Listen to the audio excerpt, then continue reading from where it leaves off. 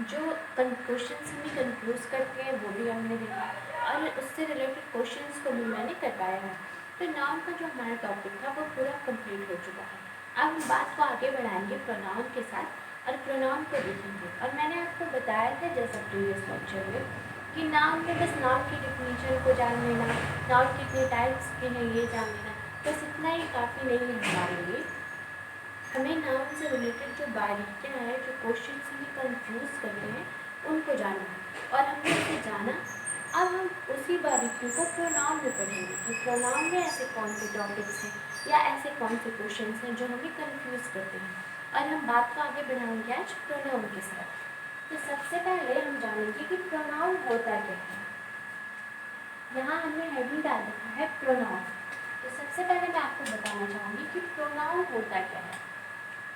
आपने नाउन को पूरा डिस्कस किया है, इसलिए आप नाउन तो जान चुके हैं कि नाउन क्या है।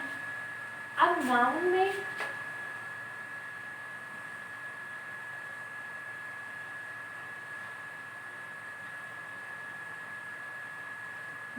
ये प्रो प्रीफिक्स लगा है जिससे बना है वर्ड प्रोनाउन। नाउन में प्रो प्रीफिक्स लगा है जिससे वर्ड क्या बना है प्रोनाउन। मीन्स प्रोनाउन का मतलब क्या हुआ, ए word which replace a noun, एक ऐसा वर्ड जो नाउन को रिप्लेस करता है। अब नाउन को कोई वर्ड रिप्लेस क्यों करता है या नाउन में ऐसी क्या कमी है जिस वजह से हमें उसे प्रोनाउन से रिप्लेस करना पड़ता है, इसको समझेंगे हम। जैसे कि हम यहाँ एक सेंटेंस राइट करेंगे, I called Ravi for information of keys, but Ravi said he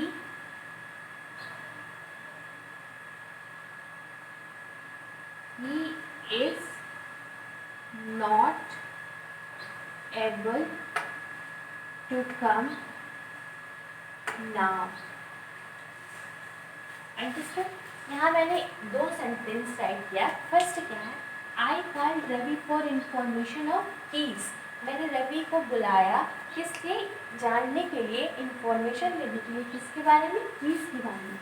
but Ravi shade, लेकिन रवि कहा। अब इस अगर हम एक स्टोरी लिखते हैं या एक पैरा लिखते हैं या एक पेज लिखते हैं इस टॉपिक से रिलेटेड, तो रवि उसमें बहुत बार आएगा।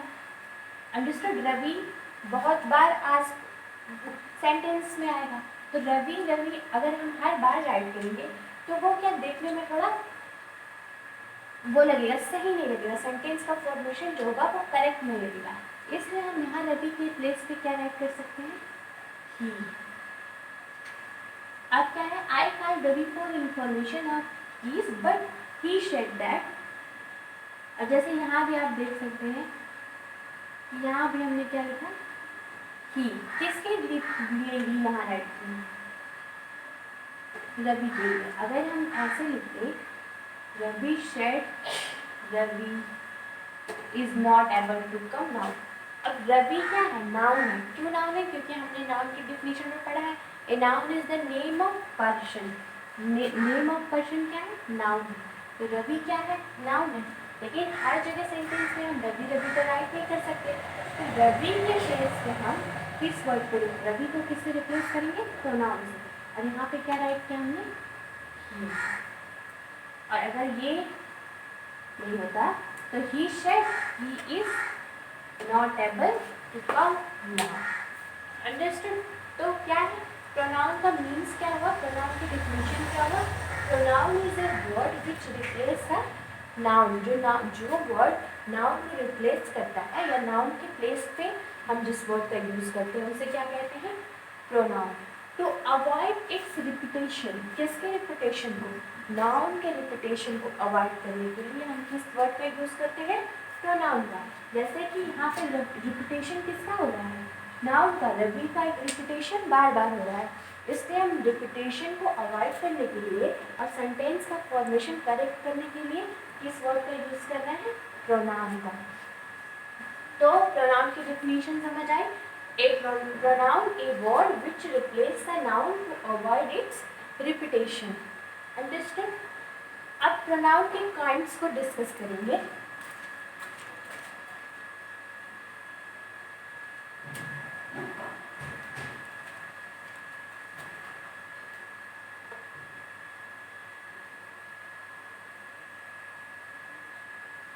प्रोनाउन के काइंड्स को डिस्कस करेंगे। तो फर्स्ट काइंड क्या है, पर्सनल प्रोनाउन, जिसको आज हम डिस्कस करेंगे कि पर्सनल प्रोनाउन क्या है। तो पर्सनल प्रोनाउन क्या है, रिलेट्स टू अ पर्सन, जो किसी पर्सन से रिलेटेड है या किसी पर्सन से रिलेटेड इंफॉर्मेशन जो वर्ड्स हमें देते हैं। प्रोनाउन के जो वर्ड्स हमें किसी पर्सन से रिलेटेड इंफॉर्मेशन देते हैं या किसी पर्सन से रिलेट होते हैं, उस प्रोनाउंस को क्या कहते हैं, उस वर्ड्स को क्या कहते हैं, personal pronoun. Personal pronoun 7 types के होते हैं।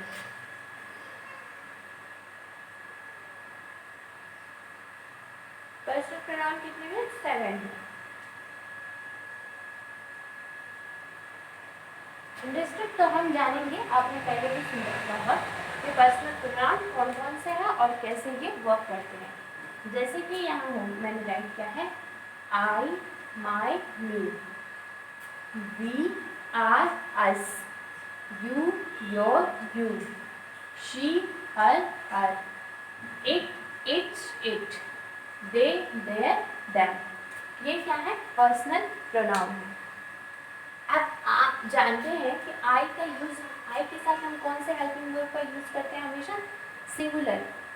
आई के साथ हमेशा हम किस हेल्पिंग वर्ब का यूज करते हैं, सिंगुलर हेल्पिंग वर्ब का यूज करते हैं। तो और दो ऐसे टेंस हैं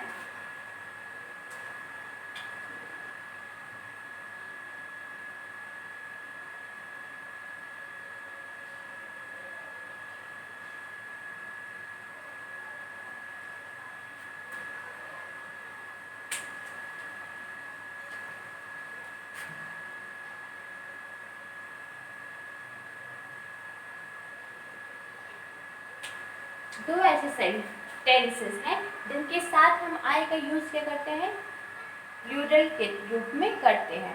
तो आई का यूज जनरली हम किस किस हेल्पिंग वर्ब के साथ करते हैं, सिंगुलर हेल्पिंग वर्ब के साथ। लेकिन दो टेंसेस ऐसे हैं जिसमें हम आई का यूज किसके साथ करते हैं, प्लूरल हेल्पिंग वर्ब के साथ। जैसे कि आप देखेंगे, देखते होंगे सेंटेंस में, आई हैव। अब आई के साथ हैज का यूज तो हम नहीं करते हैं, जबकि आई क्या है, हैज क्या है, सिंगुलर हेल्पिंग वर्ब है, और हैव क्या है, प्लूरल हेल्पिंग वर्ब है। लेकिन यहाँ हम आई के साथ किस हेल्पिंग वर्ब का यूज कर रहे हैं, हैव का, हैज का नहीं। लेकिन आई के साथ वॉज का यूज करते हैं, वर्ब का यूज तो हम नहीं करते हैं। वॉज क्या है, सिंगुलर हेल्पिंग वर्ब है, वर्ब क्या है, प्लूरल हेल्पिंग वर्ब है। लेकिन कंटिन्यूअस में हम आई के साथ हमेशा सिंगुलर हेल्पिंग वर्ब का यूज करते हैं, लेकिन परफेक्ट टेंस में हम आई के साथ प्लूरल हेल्पिंग वर्ब का यूज करते हैं। इसी तरह इंडेफिनिट टेंस में भी हम आई का यूज प्लूरल वर्ब की तरह करते हैं, क्योंकि इंडेफिनिट्स का अगर रूल आपको लर्न है तो सिंगुलर हेल्पिंग वर्ब में हम जो सिंगुलर सब्जेक्ट होते हैं उनके साथ हम एस या ई एस ऐड करते हैं वर्ब में। लेकिन जब हम आई का यूज करते हैं सेंटेंस में तो उसमें एस या ई एस का यूज नहीं करते हैं। तो आई किस फॉर्म में यूज होता है, प्लूरल फॉर्म में। तो इंडेफिनिट और परफेक्ट ऐसे टेंस हैं जिसमें आई का यूज किस फॉर्म में होता है, प्लूरल फॉर्म में। बाकी सारे टेंसेस में किस फॉर्म में होता है, सिंगुलर फॉर्म में। अंडरस्टूड। तो आई, वी का यूज हमेशा किस फॉर्म में होता है, प्लूरल ही फॉर्म में होता है। यू का, अब देखो, अगर मैं किसी एक पर्टिकुलर पर्सन से टॉक कर रही हूँ तो मैं कहूँगी आई एम टीचिंग यू। लेकिन अगर मुझे पूरी क्लास के बारे में बताना है तो भी मैं क्या कहूँगी, आई एम टीचिंग यू। तो यू का जो यूज़ है वो सिंगुलर और प्लूरल दोनों फॉर्म में होता है। यू का यूज़ सिंगुलर और प्लूरल दोनों फॉर्म में होता है। शी का यूज सिंगुलर में होता है, इट का यूज सिंगुलर में होता है और दे का यूज प्लूरल में होता है। अंडरस्टूड? अब आई ये जो पार्ट है इसको क्या बोलते हैं हम?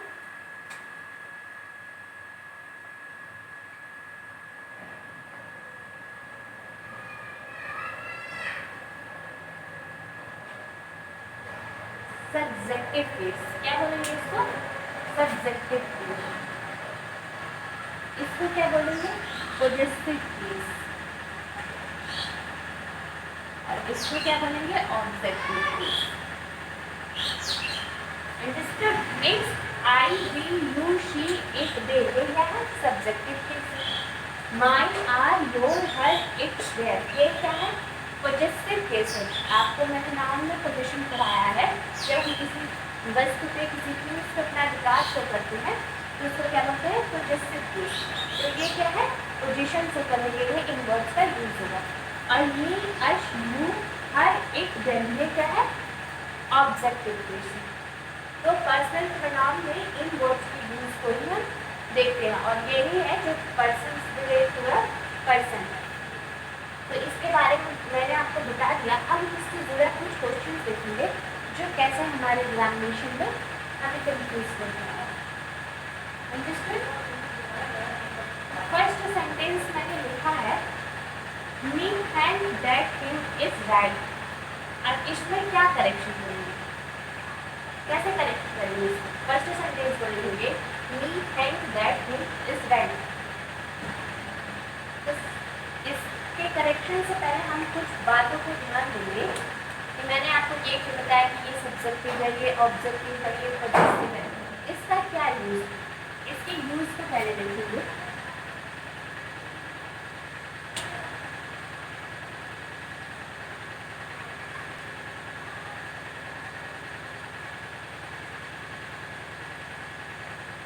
पहला क्या है कि वर्ब्स, अगर सेंटेंस में वर्ब है तो वर्ब के पहले हम सब्जेक्टिव केस का यूज करेंगे और वर्ब के बाद किसका यूज करेंगे? ऑब्जेक्टिव।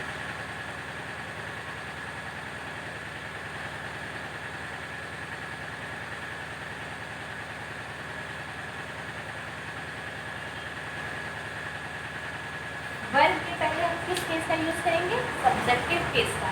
और वर्ब के बाद किस केस का यूज करेंगे? ऑब्जेक्टिव केस का। जैसे यहाँ सेंटेंस में राइट है me and that him is right. Sorry, hand नहीं है, हिम।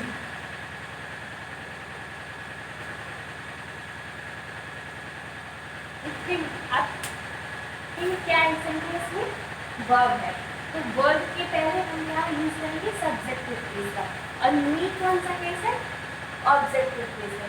इसलिए हम इस मी को चेंज करेंगे किससे? आई से। इसको रिप्लेस करेंगे आई से।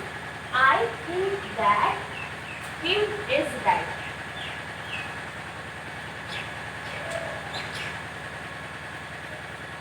और इसके बाद ऑब्जेक्टिव केस आएगा तो ये क्या है? Objective case.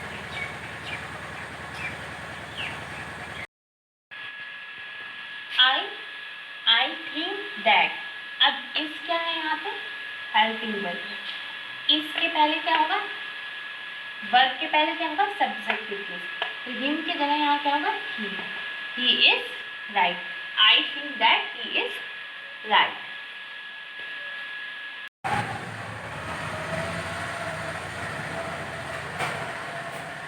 आई की जगह में किस केस का यूज करना है?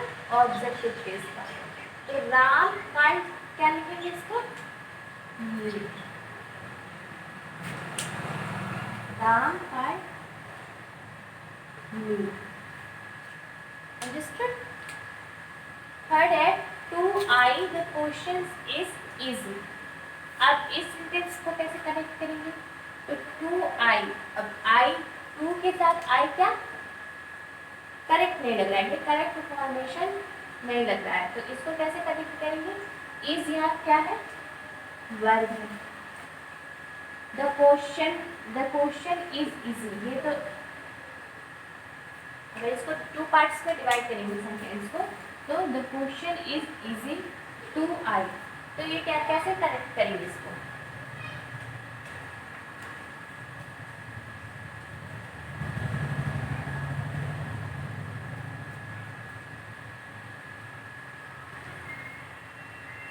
इस सेंटेंस को करेक्ट करेंगे,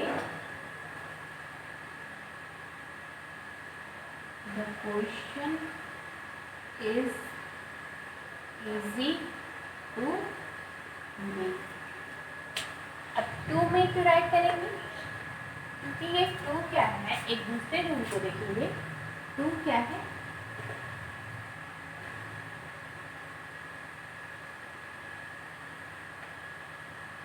प्रीपोजिशन। टू क्या है? प्रीपोजिशन। तो प्रीपोजिशन के भी पहले हम किस वर्ड का यूज करते हैं, किस केस का वर्ड यूज करते हैं? सब्जेक्टिव। और प्रीपोजिशन के बाद भी हम किस केस का यूज करते हैं? ऑब्जेक्टिव। तो ये दो रूल है कि वर्ब के पहले हम किस केस का यूज करेंगे? सब्जेक्टिव, और वर्ब के बाद ऑब्जेक्टिव। प्रीपोजिशन से पहले किस केस का यूज करेंगे? सब्जेक्टिव, और प्रीपोजिशन के बाद ऑब्जेक्टिव। तो the question is easy to me क्यों राइट किए? क्योंकि प्रीपोजिशन के बाद ऑब्जेक्टिव केस का यूज करना है। और नेक्स्ट टाइम ये with she the team is fire. अब विथ यहाँ क्या है? विथ क्या है? विथ यहाँ प्रीपोजिशन है, इसके साथ हम कौन से केस का यूज कर रहे हैं? ऑब्जेक्टिव। तो सी की जगह क्या होगा? हर। अंडरस्टूड? नेक्स्ट है बिटवीन। क्या है? बिटवीन भी क्या है? प्रीपोजिशन। अब प्रीपोजिशन के बाद हम क्या यूज करेंगे? ऑब्जेक्टिव केस का। Between her and you there is no conflict. Between her and me, there is no conflict.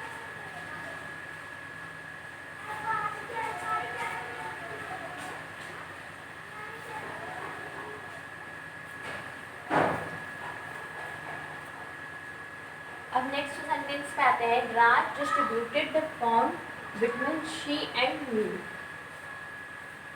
Understood? Raj distributed the form between she and me.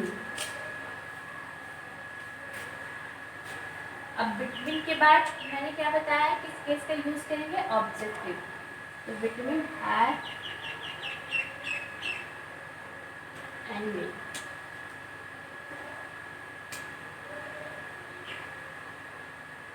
Between her and me.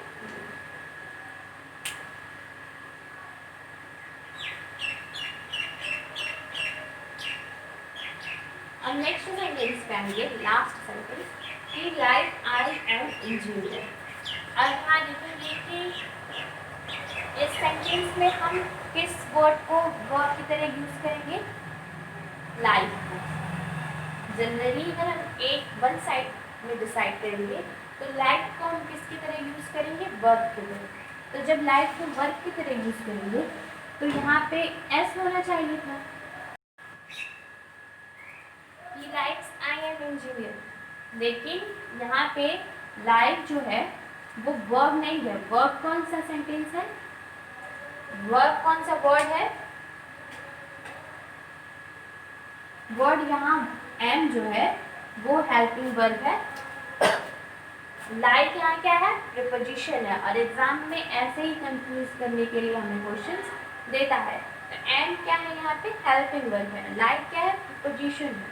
तो preposition के बाद हमने objective case रखने का rule लिखा है। तो ये सेंटेंस होगा ही लाइक मी। अब एम का यूज हम कैसे करेंगे? तो एम जब सब्जेक्ट यहाँ ही है तो एम इसके हिसाब से क्या होगा? कन्वर्ट होगा। ही लाइक मी इज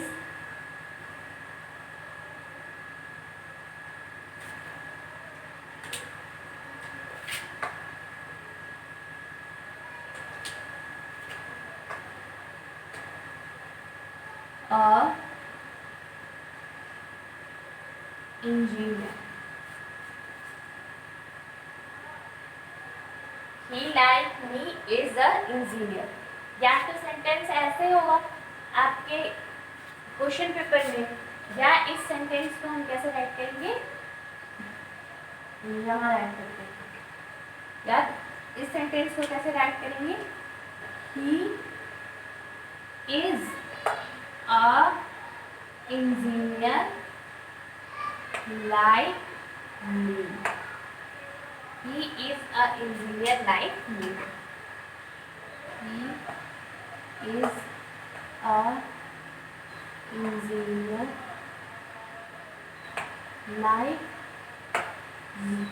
ये करेक्ट फॉर्मेशन तो क्वेश्चन का ये है कि he is a engineer like me, लेकिन यहाँ पे लाइक को ऐसे क्यों रखा कि he like I am engineer. He like को आप क्या गलती करें, लाइक को वर्ब समझने की गलती करें। लाइक यहाँ किस तरह यूज हो रहा है, प्रीपोजिशन की तरह। ऐसे ही पर्सनल प्रोनाउन से रिलेटेड क्वेश्चंस कल हम और क्वेश्चंस को देखेंगे, और जो भी डाउट होगा इससे रिलेटेड उसको क्लियर करेंगे, और ऐसे धीरे धीरे नाउन के जो काइंड्स हैं उसको समझते हुए चलेंगे। धन्यवाद।